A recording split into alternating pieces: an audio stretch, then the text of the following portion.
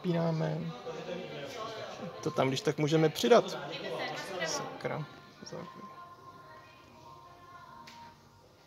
Jo, svítí kontrolka a počítač nic nedělá. Jo, já jako chápu, že vy s tím nic nenaděláte, já si jenom prostě... Já se prostě... Když to teďkom pošleme znova. No hele, máme tam Vision Book, výborně. A teď se to restartuje a dělá to furt dokola. Už to bude vlastně po pátý, co to řešíme. Problém je, že ono to nakonec naběhne. No jo, já to chápu, ale... A oni to nepovažují za závadu. Ne, to je nesmysl. Ten notebook na poprvé se vůbec nezapne. Většinou musíte ten počítač zmáčknout tak 3x, 4x, 5x. Jo, tohle prostě není standardní chování počítače. Můžete přijít zítra a vysvětlit to panu vedoucímu.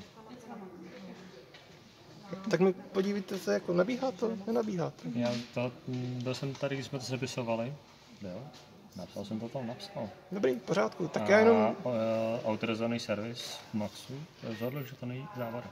Jako, že tady to zapínání není závada. Tak se závada neprojevila. Proveden na testování. Několika denní testování, vždy notebook bez problémů zapnout. Reklamace zamítnuta. Já chápu, že ve chvíli, kdy se jim ten notebook zapne, tak že se prostě zapíná furt. Jo, a tak podívejte, už to jsou skoro 2 minuty a ten počítač se prostě nezapíná. Jo, to... Tak počkáme, jestli to vůbec naběhne. Hele, teď se to vyplo úplně. Jo. Ani nesvítí kontrolka. Takže to zapneme prostě znovu. Tohle prostě není standardní chování. A dokonce to teďka prostě ani po třetí prostě se nezapne. Já to vysvětlím, já to sepisuju, pak to přijmu. Ale hlavní slovo má technik. Nebo servis. V pořádku. Pokud mi napíšou opraveno, tak je to opraveno. Pokud napíšou bez závad vráceno, tak je to bez závad vráceno. Pokud mi dají pro vás dobropis, tak já vám nahradím peníze. Já upřímně řečeno ani nechci dobropis. Jo, pro mě dobropis nemá význam. Já prostě buď to chci vyřešit tu závadu, anebo prostě vyměnit kus za kus. Já nepotřebuji peníze. Jo, pro mě to věcí v podstatě... Já říkám, že já se můžu řídit jen tím, co mi napíšou. Ale teď se to načítá. Po 3 minutách... Ne, zase se to restartovalo. Takže ani po 2,5 minutách počítač nenaběhnul.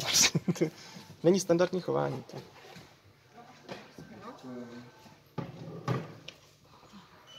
Nebo mi můžete říct, chová se takhle jakýkoliv jiný Vision Book, který máte na prodejně? Chová? Ne, protože neprodávám. To děláte dobře. Jo? Ale máme furt zapnutou diodku. A hele, po 3 minutách a asi 50 restartech vidíme plochu.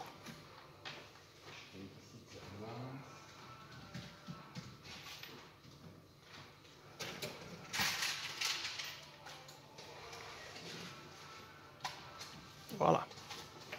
Teď už nám to bude fungovat tak, jak má.